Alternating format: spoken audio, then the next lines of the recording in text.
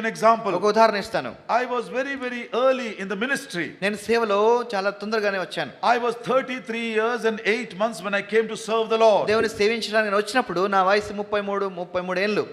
Till that time, అప్పటి వరకు I never gave even a worship message. నేను ఆరాధన వర్తమానం కూడా ఇవ్వలేదు. I don't know that I can ever preach the gospel. నేను సువార్త చెప్పగలనా అని కూడా నాకు నమ్మకం లేదు. And in the early days, ముందు దినాల్లో, so when I was under training in Punjab లో నేను సేవ తర్ఫీదులో ఉన్నప్పుడు, so the brother who was above me as my trainer or as my teacher, నాకు తర్ఫీదు ఇస్తూ నేర్పిస్తున్న నా బాధ్యత గల సోదరుడు, when we used to go for visiting houses, ఇల్లును దర్శించడానికి వెళ్ళినప్పుడు he used to tell me, ఆయన చెప్పేవాడు, share some word. ఏదైనా వాక్యం చెప్పు. Can you believe in the cold of Punjab, I used to sweat from the back, drops used to fall. Punjab లో ఉన్న చలిలో నాకు చెమటలు కారిపోయి కింద పడతా ఉండేది. Such was my condition. అలాంటిది నా పరిస్థితి. I was very poor. నేను ఎంతో తక్కువగా తెలిసిన వాడిగా I ఉన్నాను. am not a preacher. నేను బోధకుడిని కాదు. So in this condition I came to serve the Lord. ఇలాంటి పరిస్థితిలో సేవ చేయడానికి వచ్చాను. That also is a wonderful thing the Lord led me. అలా దేవుడు నడిపించడం కూడా గొప్ప విషయమే. And when I was in Pune assembly, నేను పూనాలో సేవలో ఉన్నప్పుడు, I was less than 1.5 years old in the ministry. నేను సేవకు వచ్చి అప్పటికే 1.5 సంవత్సరాలు మాత్రమే అయింది. One young boy called Kumar, he came from World Vision. World vision నుంచి ఒక యవనస్తుడు కుమార్ అనే వ్యక్తి వచ్చాడు. In those days we were gathering in a school. We didn't have a place of our own. ఆ రోజుల్లో మాకు మందిరం కూడా లేదు. మేము ఒక స్కూల్లో కూడుకునేవారం. And after the service, సేవ అయిపోయిన తర్వాత Kumar came to me. Kumar నా దగ్గరకు వచ్చి, And this is what he said. ఇదే అడిగాడు, Uncle, I was so happy for the service today. ఈ రోజు జరిగిన సేవను బట్టి నేను ఎంతో ఆనందిస్తున్నాను. I was really blessed. నేను నిజంగా ఆశీర్వదించబడ్డాను. But I want to give you a small suggestion. అయితే ఒక చిన్న సలహా మీకు ఇస్తాను. First, when you come to the house of God, మీరు దేవుని ఇంటికి వచ్చినప్పుడు you worship the Lord in spirit and in truth. ప్రభును ఆత్మలో సత్యంలో ఆరాధించండి. And then you partake of the table, examining yourselves and correcting yourselves, and then asking forgiveness from the Lord. ఆ తర్వాత ఆరాధించిన తర్వాత మీరు రొట్టెలో పాలు పొందే ముందు మిమ్మల్ని సరి చేసుకుంటూ క్షమాపణ అడుగుతారు. But I feel, అయితే నా తలంపు ఏంటంటే, as soon as you come to the house of God, దేవుని ఇంటికి వచ్చిన వెంటనే immediately if you examine yourself, వెంటనే మనం పరిశీలించుకొని and then you take part in the table, బల్లలో పాలు పొంది automatically worship in spirit and truth will come out. ఆ తర్వాత ఆత్మతో సత్యంతో ఆరాధన వస్తుంది కదా. Logically how good it is. ఎంత బాగా అనిపిస్తుంది వినడానికి. I was very shocked to listen to that. అది విని ఆశ్చర్యపోయాను నేను. Then I told కుమార్కి చెప్పాను, Kumar, I'm very sorry. నన్ను క్షమించాలి. This pattern of worship what we are having, మనకున్న ఈ ఆరాధన క్రమము, first we worship, ముందు ఆరాధిస్తాం, then we break bread, రొట్టె విరుస్తాం, then we have the final message. చివరి వర్తమానం ఉంది. I do not know, our servants of God have taught us, దేవుని సేవకులు నేర్పించారు, నాకు తెలీదు. our parents have taught us, మా తల్లిదండ్రులు నేర్పించారు. and without any question we are following it. ప్రశ్నించకుండా మేము దాన్ని అనుసరిస్తున్నాం. If at all I get an answer from somewhere, ఎక్కడి నుంచైనా నాకు జవాబు దొరికితే, why we are doing like this, ఎందుకు ఇలా చేస్తున్నాము, I will certainly tell you. నేను ఖచ్చితంగా చెప్తాను. I want to tell you honestly, నిజంగా చెప్తాను. he is only 24-year-old young man, 24 ఏళ్ల యవనస్తుడు, and that too he is working in a World Vision. World vision లో పని చేస్తున్నాడు. I am supposed to be a God servant, నేను దైవ సేవకునిగా ఉన్నాను, but I am not able to answer it. తనకు జవాబు ఇవ్వలేకపోతున్నాను. I felt insulted. నాకు ఎంతో అవమానంగా It అనిపించింది. created trouble in my heart. నా హృదయంలో కలవరం వచ్చింది. Then I started asking the Lord, ప్రభువుని అడుగుతున్నాను, Lord, why this pattern of worship which is not there in any part of the world? ప్రభువా, ప్రపంచంలో ఎక్కడ లేని ఈ క్రమము ఏంటిది?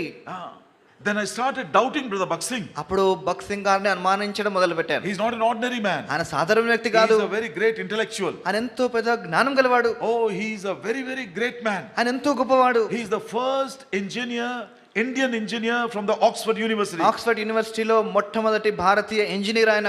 Oh Lord, did he use his own wisdom or did he use his own ideas to bring out this pattern of worship? ప్రభువా, ఈ ఆరాధన క్రమాన్ని ఆయన తన సొంత తలంపులతో ఏమైనా తీసుకొచ్చాడా అనుకుంటున్నాను. This young man is asking me, యవనస్తుడు అడుగుతున్నాడు, and I don't know if there is any authenticate answer in the Bible. బైబిల్లో ఏమైనా జవాబు ఉందో లేదో కూడా నాకు తెలియదు. I was continuously reading the Bible, Bible చదువుతూ ఉన్నాను, but nothing the Lord is speaking to దేవుడు me. ఏం మాట్లాడట్లేదు. But the question is becoming more and more intense in my heart. ప్రశ్న పెరుగుతూ పోతుంది. 1 month has crossed, ఒక నెల అయిపోయింది, 5 months have crossed, 5 నెలలు అయిపోయినాయి. after 6 months, 6 నెలల అయిన తర్వాత when I went to Punjab for the convocation, Punjab పరిశుద్ధ మహాసభ కూడికలకు వెళ్ళినప్పుడు Philip uncle was supposed to give the worship table message. Philip uncle గారు బలవర్తమానం ఇస్తున్నారు. He is sitting on the chair, ఆయన చైర్లో కూర్చున్నారు. and I am reading the portion 1 Corinthians chapter 11 from the Hindi Bible. మొదటి కొరింథీయులు 11వ అధ్యాయం హిందీ బైబిల్ నుంచి నేను చదువుతున్నాను. I will tell you the verse 23. 23వ వచనం చెప్తాను. This I have received of the Lord, that which also I delivered unto you, the same night when Jesus was betrayed, took bread, gave thanks, and చెప్పండి.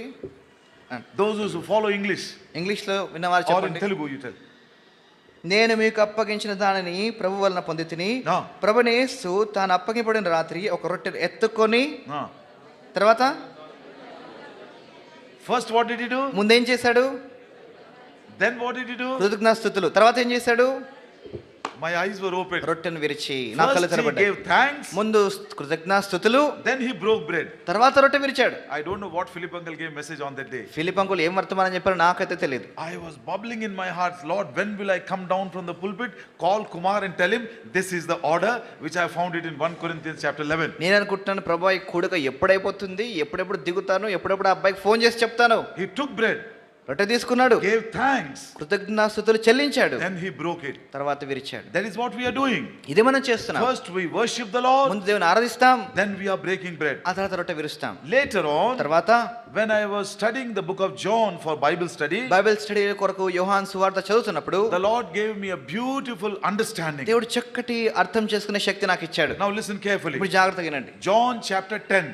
యోహాను సువార్త 10వ అధ్యాయం. Jesus said, I am the door. నేనే ద్వారము, I am the good shepherd. నేనే మంచి కాపరిని, I give my life for the sheep. గొర్రెల కొరకు నా ప్రాణం పెడతాను. So John chapter 10 speaks about the gospel. యోహాను సువార్త 10వ అధ్యాయము సువార్త గురించి మాట్లాడుతుంది. Come to chapter 11. 11వ అధ్యాయానికి రండి. Lazarus is in the grave లాజరు ఆ సమాధిలో ఉన్నాడు, and he has come out of the grave. సమాధి నుంచి బయటకు వచ్చాడు. This is salvation ఇదే రక్షణ, from death unto life. మరణం నుంచి జీవము. And in the same chapter, ఇదే అధ్యాయంలో he was bound with coffin clothes. ఆ ప్రేత వస్త్రాల ద్వారా బంధించబడి And ఉన్నాడు. Jesus said, యేసు అన్నారు, remove those coffin clothes. ఆ ప్రేత వస్త్రాలు ఇప్పివేయండి. That is called sanctification. దీన్ని పరిశుద్ధపరచబడుట.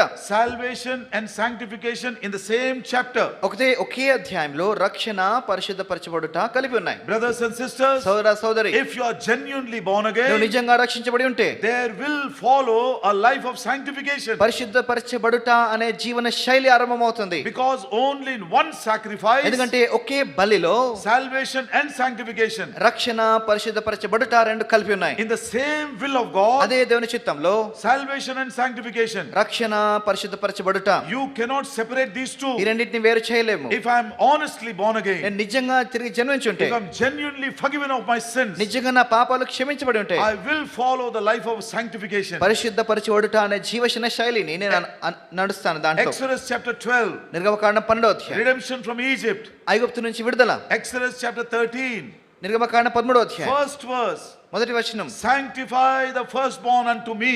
జ్యేష్ఠపుత్రుని నా కొరకు ప్రత్యేకించుడి. Sanctification immediately follows salvation. పరిశుద్ధపరచబడుట అనేది రక్షణ తర్వాతనే జరుగుతుంది. That is chapter 11. 11వ అధ్యాయం. And then chapter 12. ఇప్పుడు 12వ అధ్యాయం. John chapter 12. యోహాను 12వ అధ్యాయం. Mary is breaking the alabaster box. Mariyamma వచ్చి ఆ యొక్క అత్తరు బుడ్డిని పగలగొట్టింది. It is a beautiful picture of worship. అది ఆరాధనగా చూడొచ్చు. It is a public worship అది బహిరంగ ఆరాధన. that was broken only for the Lord Jesus Prabhu Christ. కొరకు మాత్రమే పగలగొట్టబడింది. No man has a part in that. ఏ మనుష్యునికి దానిలో భాగం లేదు. No poor man has part in that. ఏ పేదవాడికి దానిలో భాగం It లేదు. was a personal worship. అది వ్యక్తిగత ఆరాధన. It was a public worship. అది బహిరంగ ఆరాధన. It was only for the Lord Jesus. కేవలం ప్రభువు యేసుక్రీస్తు వారికే. How beautiful it is. ఎంత చక్కగా ఉంది. Then come to the next chapter. మరుసటి అధ్యాయానికి రండి. John chapter 13. యోహాను 13. Jesus is washing the feet of his disciples. యేసువారు శిష్యుల యొక్క పాదాలు కడుగుతున్నారు. It is the table. అది బల్ల. John chapter 14, 15, 16. యోహాను 14, 15, 16. It is the final message. అది చివరి వర్తమానం. Wonderful things the Lord is speaking to them. యేసువారు అద్భుతమైన విషయాలు మాట్లాడుతున్నారు. And John chapter 17. యోహాను సువార్త 17వ It అధ్యాయం. is the high priestly prayer. అది ప్రధాన యాజకుని ప్రార్థన. It is the table prayer. బల్ల దగ్గర చేసే ప్రార్థన అది. Jesus is praying for both the people. ఇద్దరి కొరకు దేవుడు ప్రార్థిస్తున్నాడు. He is praying for the disciples శిష్యుల కొరకు, and he is praying for those who in the days to come will believe on him. రానున్న దినాల్లో విశ్వసించిన ఉన్న వారి కొరకు ప్రార్థిస్తున్నాడు. So he is praying for both him there. ఇద్దరి కొరకు అక్కడ Believers ప్రార్థిస్తున్నాడు. and unbelievers. విశ్వాసులు. And that's how we pray at the table. అందుకే అలాగనే బల్ల దగ్గర మనం ప్రార్థన చేస్తాం. John chapter 18. యోహాను సువార్త 18. Jesus is standing before Pontius Pilate. యేసువారు పిలాతు ముందు నిలబడ్డాడు. My kingdom is not of this నా world. రాజ్యము ఈ లోక సంబంధమైనది కాదు. It is a wonderful preaching. ఇది అద్భుతమైన సువార్త. This is what we do after the worship service. ఆరాధన అయిపోయిన తర్వాత మనం సువార్తకి వెళ్తాం. We go for worship, we go for preaching, బహిరంగ సువార్తకు మనం వెళ్తాం, we go for a procession. ఆ ప్రొసెషన్ గా మనం వెళ్తాం. John chapter 19, యోహాను సువార్త 19, crucifixion. సిలువ. John chapter 20, యోహాను సువార్త 20, resurrection. పునరుత్థానము. John chapter 21, యోహాను 21, do you love me? నువ్వు నన్ను ప్రేమిస్తున్నావా? Yes Lord, I love you. అవును ప్రభు ప్రేమిస్తున్నాను. Go serve me. వెళ్ళి నన్ను సేవించు. How beautiful is this sequence? ఇంత క్రమం చూడండి ఎంత చక్కగా ఉందో. Where is the doubt? ఎక్కడ ఉంది అనుమానము? In my weakness, నా బలహీనతలో I doubted even that great man, Brother Bhakt Singh. అంత గొప్ప దైవజనుడైన సోదరు భక్త్ సింగ్ గారిని కూడా నేను అనుమానించాను. I was troubled with the doubt for more than 6 months. ఈ అనుమానంతో 6 నెలలు కలవరపడ్డాను. But when I went to the Lord, ఆ దేవుని దగ్గరికి వెళ్ళినప్పుడు through the word of God, వాక్యము ద్వారా I heard his voice. ఆయన స్వరం విన్నాను. My doubts are dispelled. నా యొక్క అనుమానాలు తొలగిపోయాయి. My faith has become నా strong. విశ్వాసం బలపడింది. I worship the Lord for bringing me into such a fellowship. ఇలాంటి సహవాసంలోకి తెచ్చినందుకు దేవుని ఆరాధించాను. John chapter 10, యోహాను సువార్త 10, gospel. సువార్త. Chapter 11, 11, salvation and sanctification. రక్షణ పరిశుద్ధపరచబడుట. Chapter 12, 12, worship. ఆరాధన. Chapter 13, 13, table. బల్ల. 14 to 16, 14 నుంచి 16, final message. చివరి వర్తమానం. 17, 17వ అధ్యాయం table prayer. బల్ల ప్రార్థన. 18, 18వ preaching అధ్యాయం of the gospel. సువార్త ప్రకటించడం. 19, 19, death of the cross. శిలువ యొక్క మరణము. 20, 20, new life, resurrection. నూతన జీవం పునరుత్థానం. And with that new life, we can serve him. ఆ నూతన జీవంతో సేవించవచ్చు. During this time, ఈ సమయంలో Eddie Williams uncle came to me. ఎడిలన్ సంగుల్ గారు నా దగ్గరకు వచ్చారు. And then he asked me, నన్ను అడిగారు, what is the subject these days? ఈ రోజుల్లో ఏ అంశం మీద మాట్లాడుతున్నారు? With great fear in my heart, నా హృదయంలో భయంతో, but with great joy. అయితే ఎంతో సంతోషంతో. I told him, uncle, this is how the Lord has been speaking to me. ఈ రీతిగా దేవుడు నాతో మాట్లాడాడు అని చెప్పాను. What did he say, you know? ఆయన ఏం చెప్పాడో తెలుసా? Paul, I request you, wherever you go in our fellowship, you must tell them what the Lord has spoken to you. దేవుడు నీతో ఏం మాట్లాడాడో నువ్వు ఏ సంఘానికి వెళ్ళినా ఈ క్రమం గురించి నువ్వు చెప్పాలి అని చెప్పారు. I was a man in foolishness and weakness, doubting that great man of God. నేను నా బలహీనతలో, నా యొక్క తెలివి లేనితనంలో కూడా నేను ఆ పెద్ద దైవజనుని అనుమానిస్తున్నాను. Maybe you also have some doubts. మీలో కూడా ఏమైనా అనుమానాలు ఉన్నాయేమో. Maybe you have some problems. మీలో కొన్ని సమస్యలు ఉన్నాయేమో. Nobody is able to answer you. ఎవరు మీకు జవాబు ఇవ్వలేకపోతున్నారేమో. You have been hearing to thousands and thousands of messages. వేల కొలది వర్తమానాలు వింటూనే ఉన్నారు. So many books you have bought. ఎన్నో పుస్తకాలు కొనుక్కున్నారు. So many internet messages you are listening. Internet లో ఎన్నో వర్తమానాలు వింటున్నారు. But still your problem is not solved. అయినప్పటికీ సమస్య తీరట్లేదు. I beseech you in the name of this wonderful Savior. ఈ ప్రభువైన యేసుక్రీస్తు నామములో విన్నవించుకుంటున్నాను. You ask him today, ఆయన రోజు అడగండి, Lord, ప్రభువా, I want to listen to your voice. నేను నీ స్వరాన్ని నాతో మాట్లాడటం వినాలనుకుంటున్నాను. Morning by morning, ఉదయమున whatever burden you have in your heart, మీరు దానిలో ఏ భారమున్నా sit at the feet of the Lord. ఆయన పాద దగ్గర కూర్చోండి. Open this word. ఈ వాక్యం తెరవండి. Read it very carefully. జాగ్రత్తగా చదవండి. With this prayer, ఈ ప్రార్థనతో, open thou mine eyes that I may see wonderful things out of thy law. ఈ ధర్మశాస్త్రంలో అద్భుతమైన సంగతులు చూచినట్లు నా కన్నులు తెరవము. Psalm 119 and verse 18. కీర్తనలు 119, 18. Lord, I don't want to know only words. ప్రభువా, మాటలు మాత్రమే తెలుసుకోవాలనుకోవట్లేదు. In those words I want to listen to your voice speaking to me. ఈ మాటల్లో నీ స్వరం వినాలనుకుంటున్నాను. Brothers and sisters, సోదరా సోదరి, how many times, ఎన్ని సార్లు, how many problems, ఎన్ని సమస్యలు, how many decisions, ఎన్ని నిర్ణయాలు, how many problems have gone through. ఎన్ని సమస్యలు వెళ్ళిపోయాయి. I can tell you many ways how the Lord in a very